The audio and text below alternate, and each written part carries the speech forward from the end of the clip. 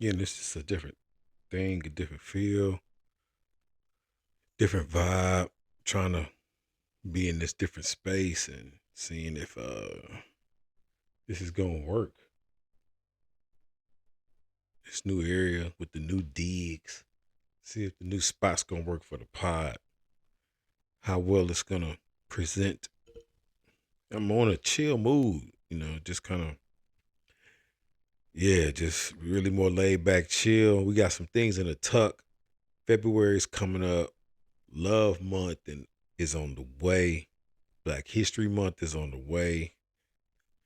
But man, if we being honest, January been January, right? I saw somebody put the January. January has been the longest year. So far, and I can't say I really disagree with them. What you think? I really can't. I really can't. So we just doing a little chilling, man. I know we really in this thing, not doing too much, just kind of in this thing, really here to just kind of talk about a little bit of everything. People are always, I guess some of the stories are untold because I just wasn't in we weren't in the digital era. We were in the era to where everything was recorded. We didn't have, we didn't have cell phones, barely had internet. So we had a lot of fun way back then. You had to really know how to talk to people. You had to know how to communicate. You had to really know how to navigate your way through life with people, making connections, actually connecting with people, making genuine connections with people because you you weren't gonna get an opportunity off of, oh, I saw you and you did something cool online. You have to really have a relationship with people back then. And funny, we're going there because it all started with relationships. So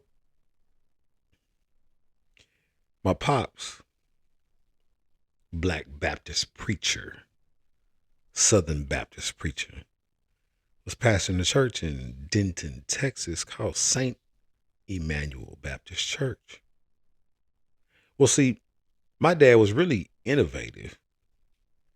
He at times where, some of this 90s music was coming through with Kirk Franklin, a lot of those preachers didn't like that young folk music. He welcomed it. Welcomed the young folks choir, the young musicians that had, the synthesizers. Shout out to Wilson, Wilson Baldwin and BJ. Those guys were in college at the time. I was just a little kid.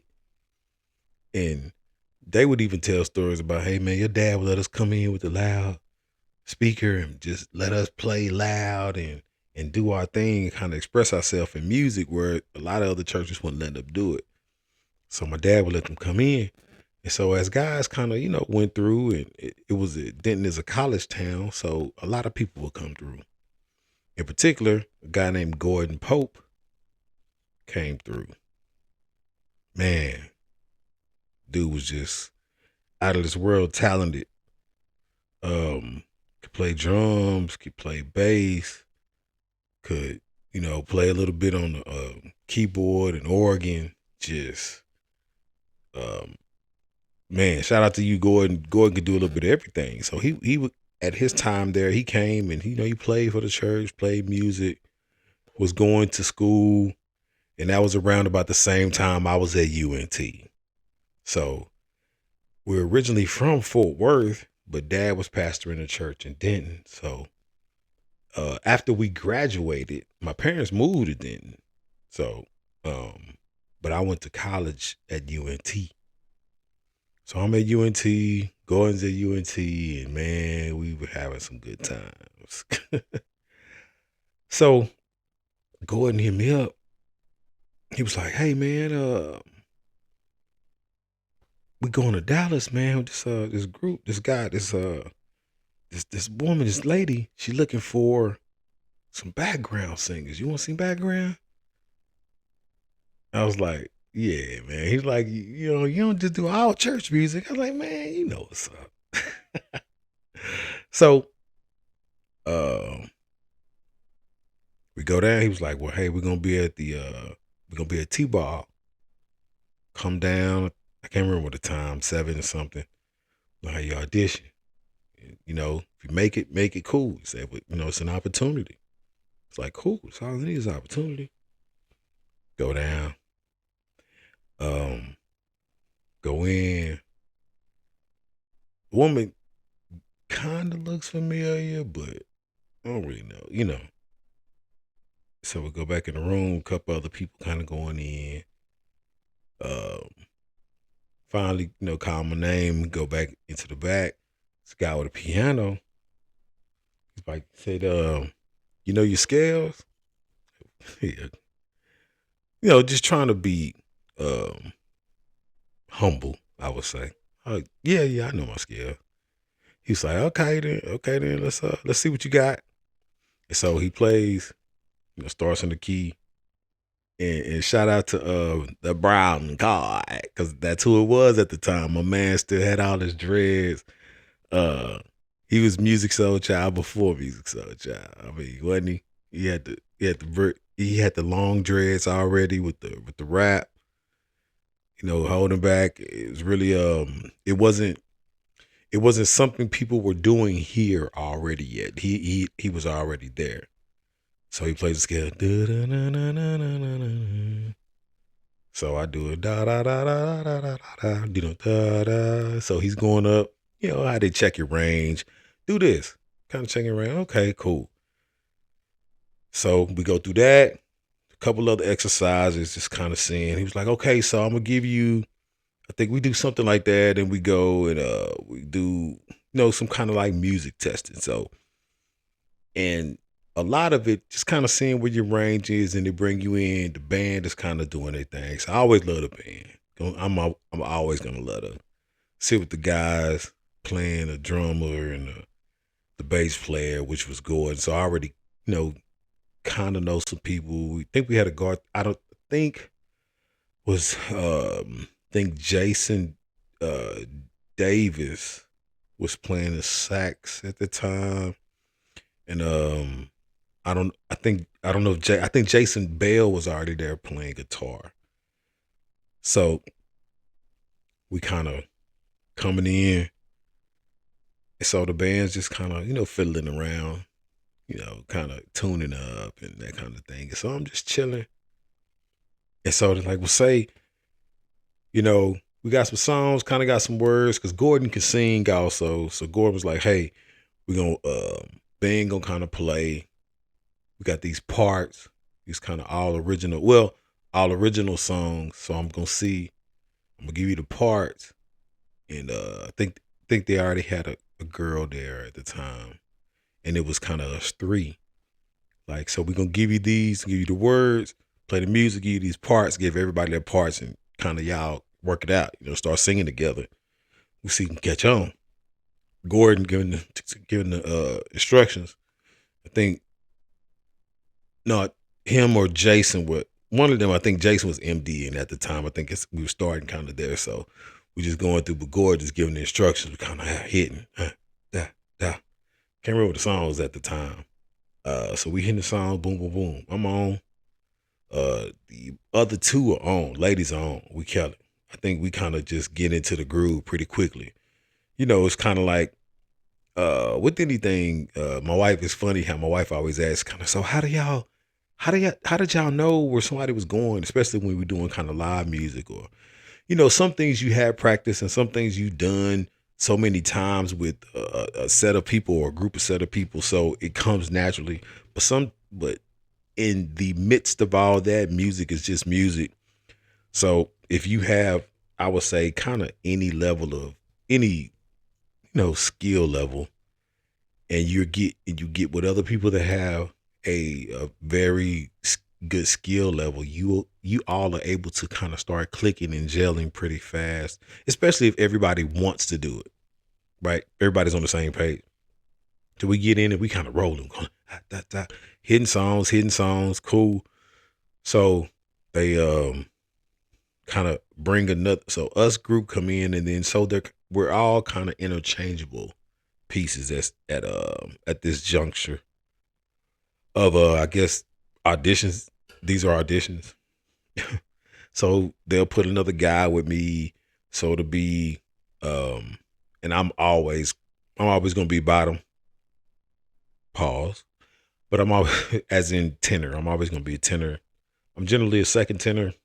First, I could do some first tenor stuff, but I was, I'm gonna be pretty much a second tenor. And so that can make it tricky whether you like me or not, because some notes I can't get. Those notes may be too high, some of them notes. So they put another guy with me, or put two girls with me, and or then they try put me out, put just three girls, and different variations. So at the night we roll, go hard. They were like, "Well, hey, everybody, good job." I mean, how many was it? Probably about 6 or 7 of us, I think, kind of coming in and interchanging. At the end, great job, everybody. Da da da. We'll call you. Cool.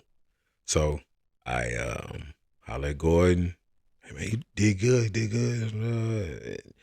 And honestly, this is my first type of audition in this manner.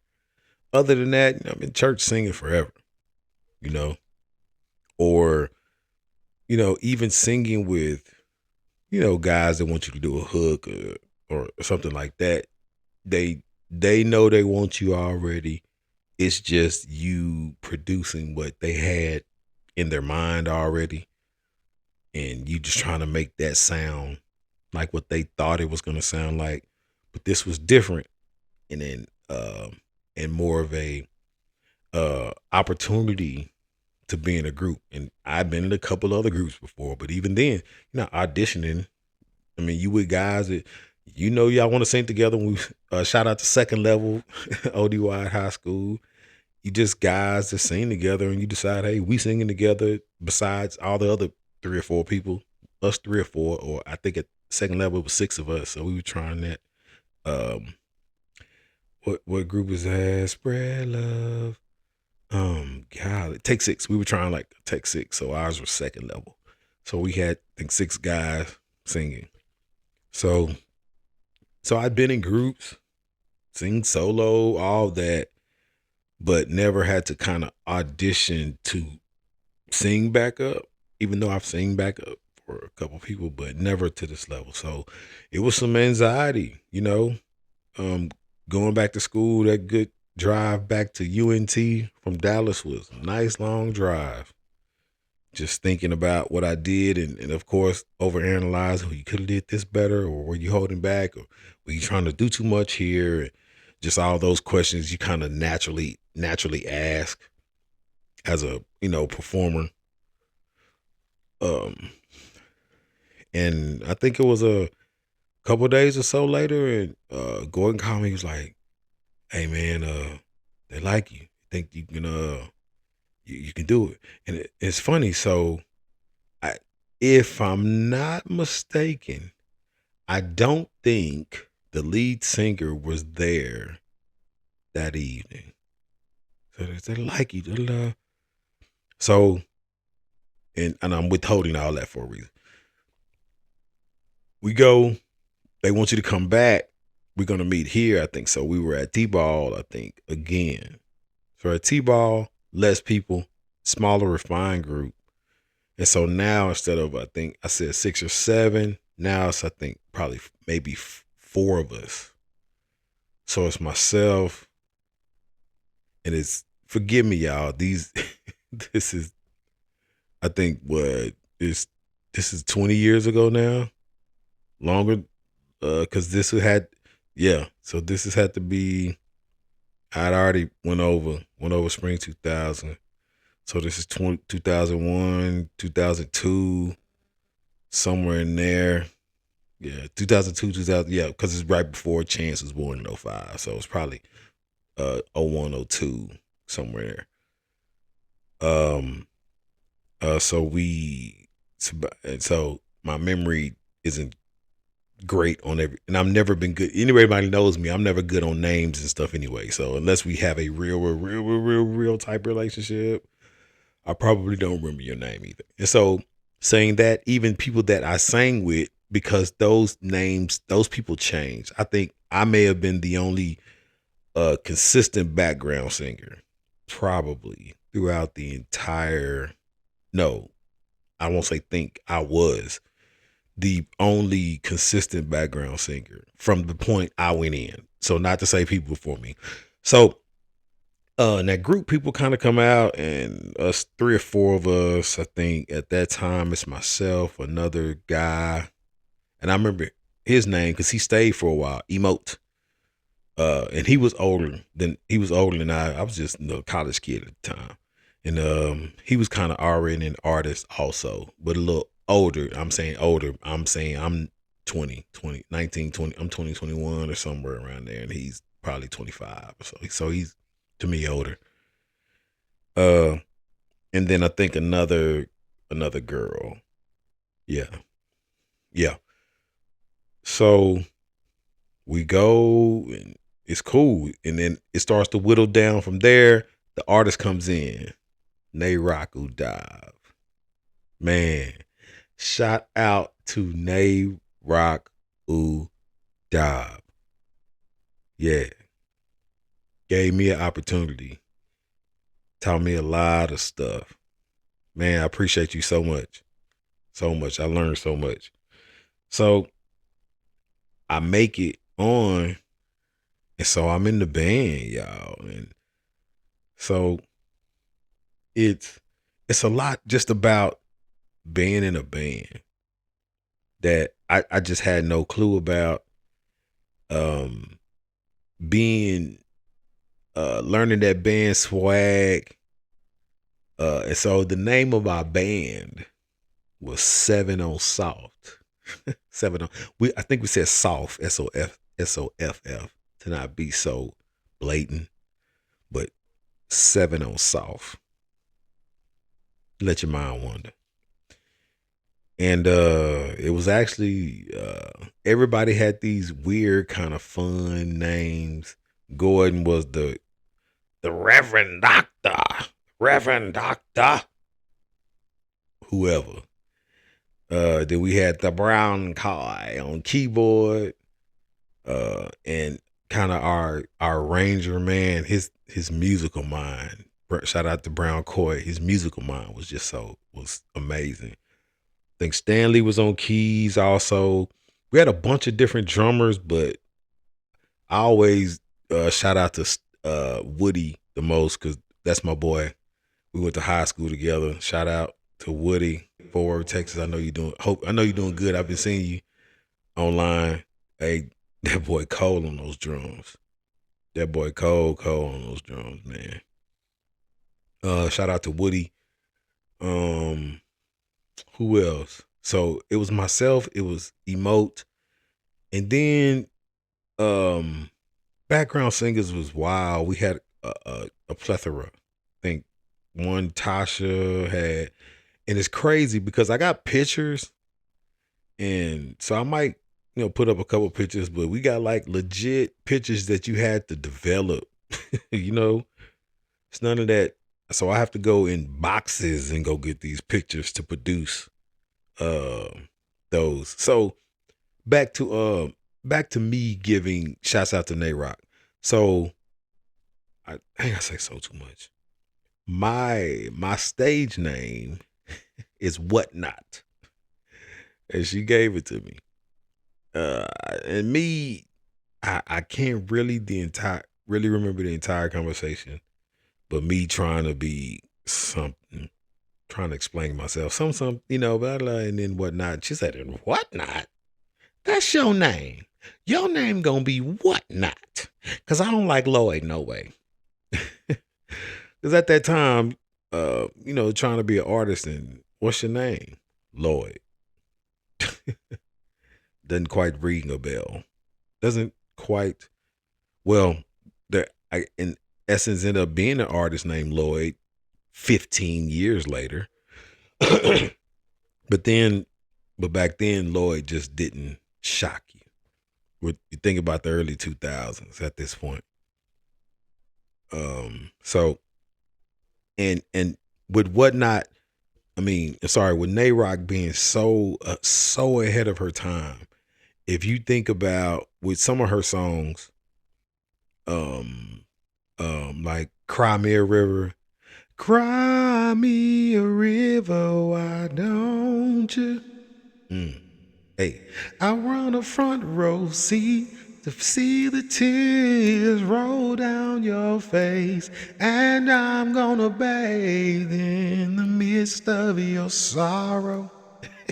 See, it's a trip how quick the love. Man, so I think it was affectionately termed hood rock, because all us was from the hood. It's Dallas area, South Dallas, all over, from urban parts of areas. I was from Fort Worth, and she called her brand of music hood rock. Well, if you look at the landscape of music back then in 2001, 2002, there was no significant black presence in rock music. Now, of course, we know black people originated pretty much now, as we know, all genres of music, including rock, so it all stemmed from that. But us being engulfed in it was something that it just wasn't done at that time, I think. And our push, her push initially, which was great. She wanted a band.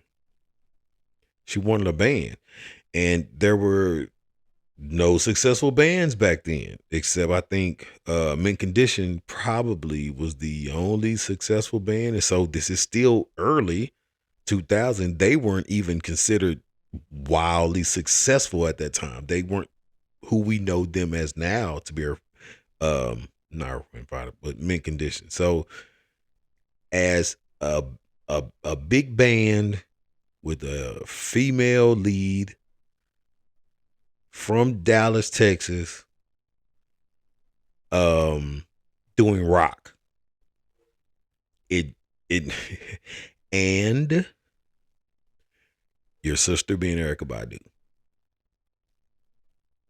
Yeah. So you can only imagine all of if you just do the music your sister does, you could, of course, duh, but she wants to do the music she wants to do. And we liked her music. I personally loved her music. Her music was dope. She ain't me, and she'll never be. She ain't me, and she'll never be. And she'll never. I still remember a bunch of those shows. We like, and just going back to the work it takes, the work we were putting in to just get in front of people. That's why, like, it's so, when you're able now to just push a button, record yourself, how even the luxury of what I'm doing right now, to be able to push a button and just talk to a wide, vast amount and reach so many people at one time is wow. It's bonkers. It's unbelievable to be able to do that. So back then, to get in front of people, you had to earn that right. Nobody was just saying, oh, you're talented. Being talented was not enough. You had to be cold. You had to be cold. You had to have your show together. You had to be, and another thing that the the kind of business teaches you, especially when you're trying to get on, is that you have to be ready at the drop of a dime.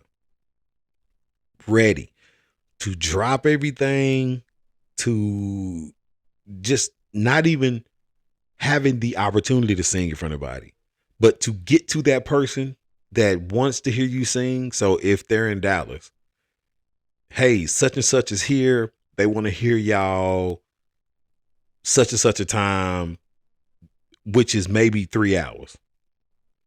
You got to put everybody together, 3 hours, be there and be ready to put on.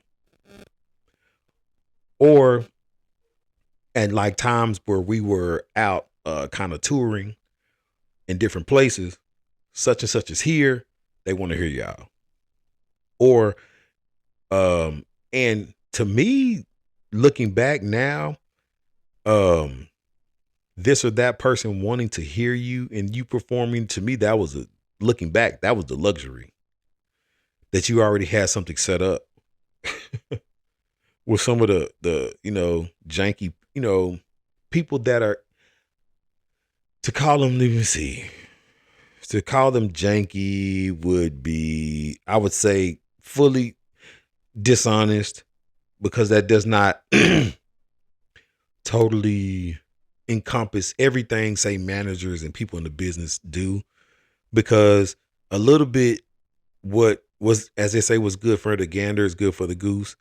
And so what I may need you to do or to say to finagle me a way in to get an opportunity in front of somebody, to that person it seems sly and nasty. Or now when the business, I don't make it, the cut I thought I might have got, that go with it. You deal with a grimy person, they make them get you in a couple doors, but you may get screwed a little bit. It happens. Not that I was screwed, but that's just the nature of the business. And especially when you're a starving artist, you learn what starving artist means. You learn to be ready. You learn to, you always got to be able to flip that switch and turn the light on and be a performer at the drop of a dime. There's no, oh, I'm tired. Oh, I don't feel, no. If you want that deal or you want that opportunity, you got to be ready. Shout out to Erykah Badu. I'm just going to keep giving her shots out because she always made sure we were ready. And I remember us even on our little tour van, we had, these several stops. You stop in Timbuktu here or stop in Memphis or, on our way driving across the country, stopping in Philly or, or just anywhere along that whole line, driving. We stop and be somewhere in the van or, not even really wanting to get out to eat, just in the van, got food and just eating. Whatnot. Come here. So we gonna have an interview with you. And so she would give us interview training and just, so why would you say that?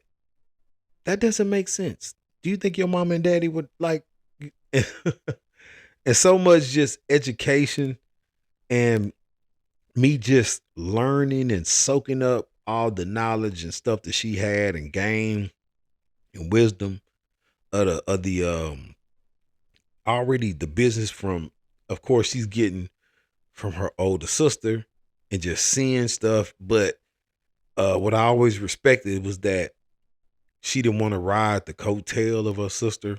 She wanted to be her own trailblazer. She's like, I'm a damn good I'm a songwriter too. I'm a singer too. I'm a performer too. And she was all that. She could sing. She could perform. She can write. She had a range. And she had an artistry about her that was dope. Man, that late for everything. Yup. That I'm a star. Cause she was definitely a star. Even then, I'm a star before y'all know I'm a star. I'm already a star. I'm just waiting for y'all to see it. that's what I learned. That confidence, part of when you performing, just you have to give off that aura. Make that aura, because if you don't believe it, who gonna believe it? If you don't think you the baddest singer, what not? Who else gonna think it? True.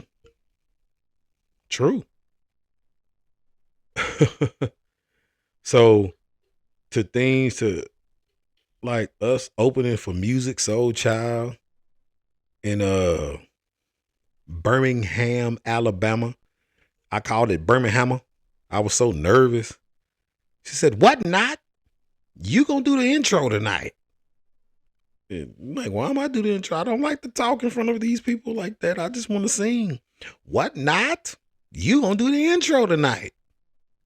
And that was it. So what not? At the time of the, you hitting the show, well, whatever the break was, and what up, Birmingham? My bad. Birmingham, Alabama. How y'all feeling tonight? They wasn't too mad I messed up their name. But we had a good show. We opened for Music Soul Child that night. Not that he would remember, but he was still new in the game. Hey girl, how you doing? I know, hold on. Newness wasn't even out. That was that Newness? Yeah, that's Newness. So Merry-Go-Round, Maryhowt. Was that? Yeah, was it Merry-Go-Round? Yeah. Yeah, when did Merry-Go-Round come out? Yeah. So we open, I think it's Merry-Go-Round. So we opened for Music Soul Child, and they didn't know who he was back then. So we opened it for him at a music festival, and they hyped. We got the crowd rolling, because by that time we was rolling. Our show was tight. I think we even had I think I got how old I am. I got that on VHS somewhere. So I got that show on VHS. And he was so hyped that we had, as an opening, we was so hyped, had the crowd on one, and then we went down to the front of the little VIP section, and when he went on, we were cheering him on. We didn't go back to the green room, and it ain't like we was some superstars. So we sat down, and I'm like, shit, music's still cold. I want to hear his show. He go on his show, he killing, and we like giving him love. He come over there and like, man, thank y'all. Just humble dudes. Thank y'all, man. Appreciate it.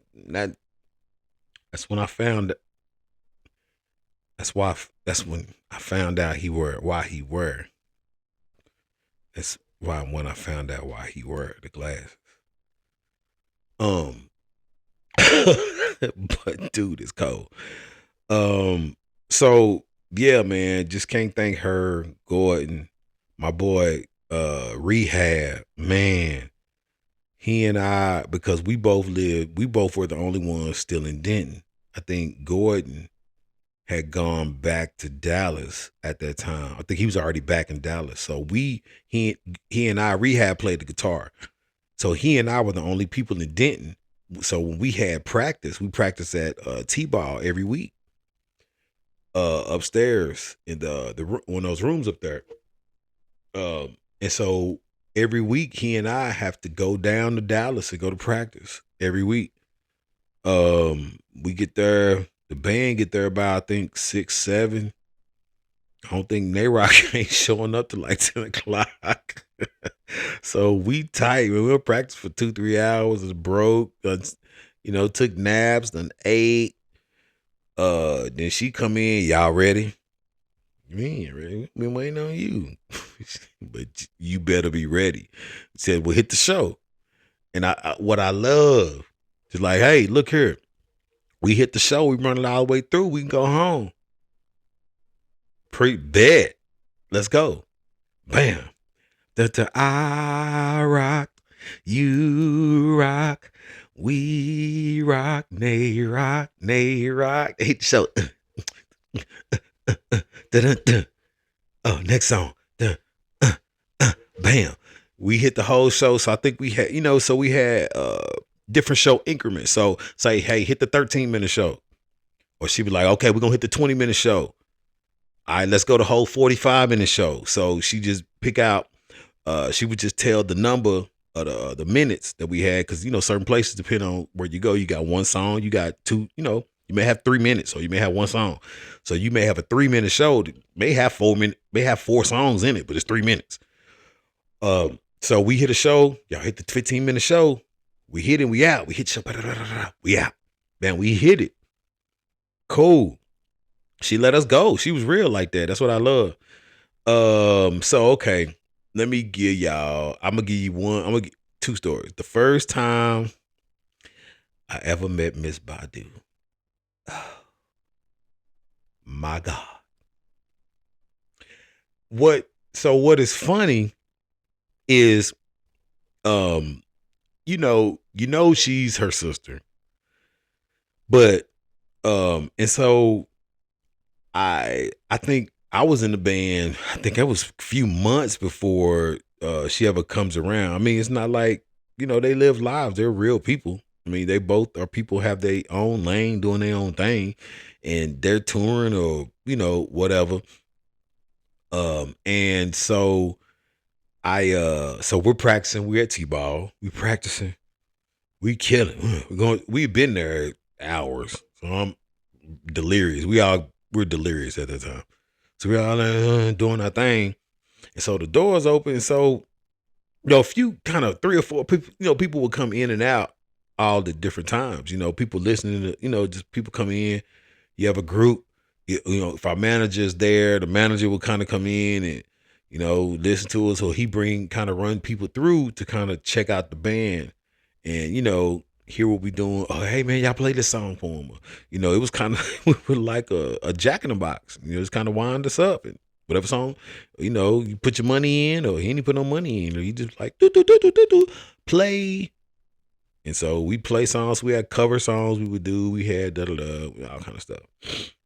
So it come in. So for people to come in and listen and stuff, it's it ain't really no big deal. You just doing what you do at this point. Just kind of comfortable. I don't care who come in the door. I mean, I'm finna kill. It's just, you got to be ready. So woman come in, about 3 people come in, a woman come in, and I'm like, there are beautiful people in the business. It just is. So you see nice looking people, and it's no big deal for somebody bad, or a 9 or 8 or 9 or 10 to come in, and it's no, So come in, it's fine. You notice though, like she fine, and she had a wig on, or she was dressed just kind of inconspicuous, but it was no. I'm lying. She was dressed like real like a showgirl. So it was real like showgirls with a big wig and stuff, and so it looks more of like I'm putting on a show, not that I'm somebody famous, that I'm overly trying to, I'm finna go be a showgirl, or I'm finna go and so it was like, so you see it and was like, okay. And then she was, and so we hitting it, and so she coming kind of staying like in front of Rock.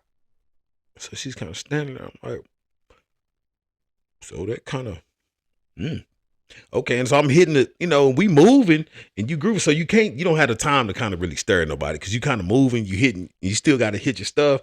You got to hit your notes, you got to hit your parts. And so I kind of look, I was like, whoa, them eyes, whoa. And that's like, that's old. And you trying to hit and be on and not miss. And so she stand there for a little bit, and then she, after we done, she just kind of talks to us, just, about where we're going, where we're trying to go, what we're trying to do, and how we get there. And if, some of the things it's going to take to really get there. And I was like, that was dope. That was dope. And then she leave, go out the door, and we go back to practice. So that's the first time I ever met her. So the first time I ever touched Erykah Badu. Oh, well, so we had a show, and and it really wasn't a show. When we were doing a show, we had a premiere. I think it was on. I can't remember the local TV station, but with the dude that's an alpha, Sean Rabb, yeah. Um, and why I say the dude is alpha is because I don't know why people do this. So when we were going to get ready, you go in your regular stuff. You don't necessarily go in your show clothes. So we were going in our regular clothes, going to the great green room, and I'm coming out. Before we go in, I have to go use the restroom, and I have my Omega shirt on, and he is coming. He was like, "Hey, how you doing? How you doing, Greek?" And it's all I'm always. I shouldn't be like that, but I'm like, "What's up?" And so I know when they say that they're not the bros, but they something else. Just the bros never do that. I don't. You can have on 30 things of payroll, and if I see you, I'm not gonna acknowledge you because we not brothers. Anyway, but oh, Sean Rabb. Oh yeah, I'm Sean Rabb. He was like, "Oh, what you guys doing?" We do here with our group, Nayrock Udab. We're gonna doing the presentation. Oh, cool. So so we get dressed, we go have our warm up. So now we're kind of waiting for our turn to have for our segment. So we go on, and there, the lights are bright. The lights are so bright. And we're gonna be on TV. So as a group, this is one of our first opportunities, especially to be on TV in this area, the North Texas area. So people, I mean, we had already been traveling, doing we've done the Chitlin circuit, we've done all these other areas, and people have seen us. I think we had even done a showcase at the House of Blues, and so we were kind of getting a buzz. But back then, there was no people just having a cell phone recording you and then you going viral. It's people actually having to spend their money coming to see you. And so people came, not people came. And so we're on the show and the lights are bright. And, it's kind of before your segment. Everybody's kind of getting some things ready. The band is kind of tuning up. And I see her come in and we're all standing there. And I think I froze. I'm like, that's and and somebody saw me or somebody said something. And because I think the other background singer, I mean, Erykah's beautiful. The eyes, all of that. And so she knew I was, kind of mystified. And so she's like, man, you better pull it together. Like, I got it. And so we're standing there. And so the lights, it's just hot. It's hot. I can't remember what I have on, but it's hot. It's baking. I'm standing there. I'm nervous. I'm ready for us to just get started. And so I think I'm sweating. And I'm standing there. I'm kind of fidgeting, sweating. And so Erykah comes up. And so she's speaking to Rock. And she's just like, y'all ready? Y'all ready? Y'all ready? Y'all ready? Y'all ready? Y'all ready? And so she just looking at all of us. And so she comes over to us. Y'all ready? I'm like, ready. I'm ready. And she look at me. And it was like Prince. I didn't want to look in her eyes. I was scared. I wasn't even married then, but I was still scared. I was scared. And she said, give me you sweating. And I was gonna give. She's like, and she touched me. She dabbed the sweat. She dabbed me, and I was frozen. I don't even know if I said thank you. My mother would be so ashamed. I don't know if I said thank you.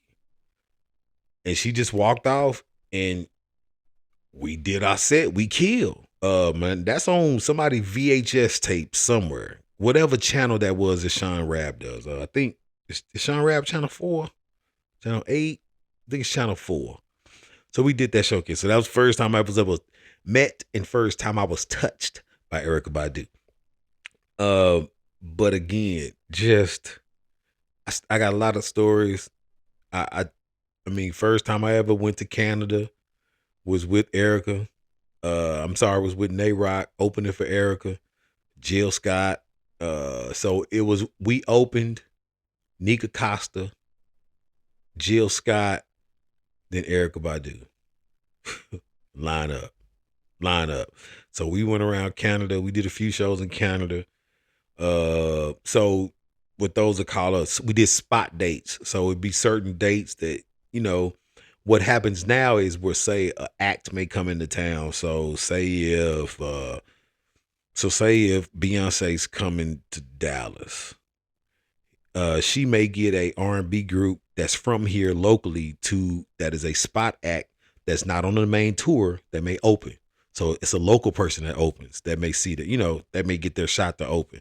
Or they may have certain groups that have certain dates. So we had certain dates with Erykah that we would perform. Went to Philly, performed at the Black Cat. Jaguar Wright was hating even way back then. So that's why when people say crazy stuff, you never listen, because Jaguar Wright was hating on Nayrock and Erykah way back then. Some people are just crazy. Some people you just don't listen to. Yeah. First time I ever went to Philly, performed at the Black Cat. First time I went to DC. What's those people that do far away from here, far away from here? Is that Kendrick Soul? So they were in were they in Philly? But all of them, Music Soul Child, Robert Glasper, that whole group that was going, what's my guy's name? The other R&B singer? Feelings. Can't think of his name. Sorry. Met Common back then because Common was dating Erykah. Very cool brother. But it wasn't about like name dropping. Everybody was just cool musicians. Stokely from Mint Condition band, cool, because they won a couple days. It's just when you back there, what I wish is that I had the foresight to make all of those connections, and I wish we had the means to do that. Because, like I said, we barely had cell phones. I don't know if I had one back then. I think we had not even sidekicks, those text boxes where you flip the box, you flip open and you text. We had those. And then you're starving. I was in college for one, and then I didn't have no job. Then I'm an artist, and so we were just happy those dates came with Erykah, because that meant we got paid. Those other dates we were just running around, doing showcases. You would get paid for some of those showcases, but you're not making no whole bunch of money. But you on the road and you traveling. And they feeding you, getting you per diem. You getting somewhere to stay and wash your behind and all that, but you ain't making no bunch of money. It's just you just meeting all these great people, these great artists, so many great singers and performers, and wow. So that's just a couple of my experiences. It was just such a great time. Just doing my thing on the road. A lot of those stories are just in the wind, because you didn't have those same type of ways to stamp those times. You don't have those same time stamps. I didn't have phones to take pictures and stuff, but we have a bunch of memories. And I love all those people, all the times we shared together that was meaningful and impactful. It shaped my life. A lot. How I perform now, how I'm trained to do stuff now, breathing techniques, performances, movements, precision, moving the crowd, all of that from that time with Nate Rock. So I appreciate you, Rock. Love you. Um, it's always love. Um, um, uh, Mad Dog. Mad Dog. Appreciate you. You was like people's mamas. You helped out so much. Just made sure we had everything. So Mad Dog, appreciate you. Much love to you too. Uh, I'm out, man. I ain't got nothing special to say. Love y'all. Um, we just gonna leave out like that. You know what I'm saying?